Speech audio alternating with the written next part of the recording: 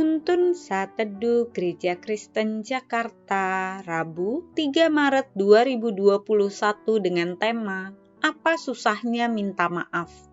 Firman Tuhan terambil dari 1 Samuel 25 ayat 23-35 berkata demikian. Ketika Abigail melihat Daud, segeralah ia turun dari atas keledainya lalu sujud menyembah di depan Daud dengan mukanya sampai ke tanah. Ia sujud pada kaki Daud serta berkata, "Aku sajalah ya Tuanku yang menanggung kesalahan itu. Izinkanlah hambamu ini berbicara kepadamu dan dengarkanlah perkataan hambamu ini. Janganlah kiranya Tuanku mengindahkan Nabal orang yang dursila itu, sebab seperti namanya demikianlah ia, Nabal namanya dan bebal orangnya. Tetapi aku, hambamu ini, tidak melihat orang-orang yang Tuanku suruh. Oleh sebab itu, Tuanku, demi Tuhan yang hidup dan demi hidupmu yang dicegah Tuhan daripada melakukan hutang darah dan daripada bertindak sendiri dalam mencari keadilan, biarlah menjadi sama seperti Nabal musuhmu dan orang yang bermaksud jahat terhadap Tuanku. Oleh sebab itu, pemberian yang dibawa kepada Tuanku oleh budakmu ini, biarlah diberikan kepada orang-orang yang mengikuti Tuanku. Ampunilah kiranya kecerobohan hambamu ini, sebab pastilah Tuhan akan membangun bagi Tuanku keturunan yang teguh, karena Tuanku ini melakukan perang Tuhan, dan tidak ada yang jahat terdapat padamu selama hidupmu.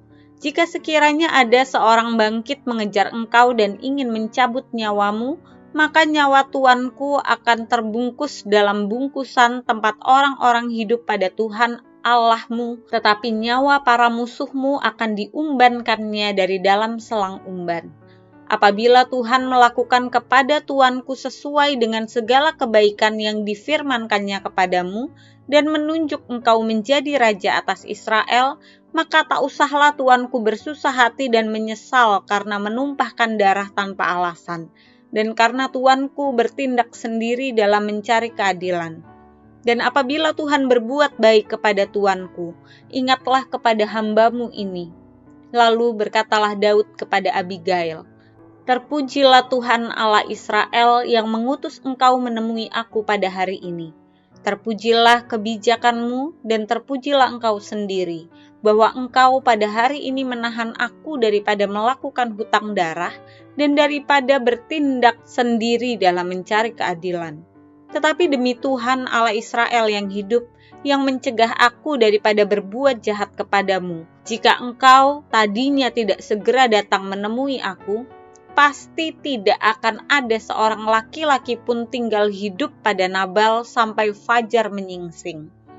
Lalu Daud menerima dari perempuan itu apa yang dibawanya untuk dia dan berkata kepadanya, "Pulanglah dengan selamat ke rumahmu. Lihatlah, aku mendengarkan perkataanmu dan menerima permintaanmu dengan baik."